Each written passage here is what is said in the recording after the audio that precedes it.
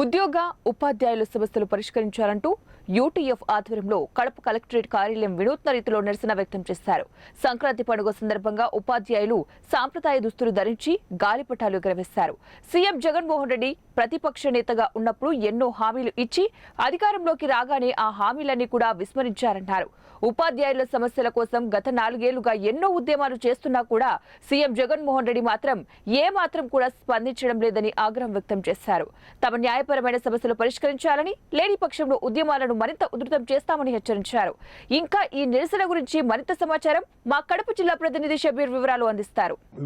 ప్రభుత్వ విద్యారంగానికి ప్రమాదం వాటిల్లింది. అందుకోసం మేము ఈ ముఖ్యమంత్రిని, ఈ ప్రభుత్వాన్ని ఒకటి డిమాండ్ చేస్తూ ఉన్నాం.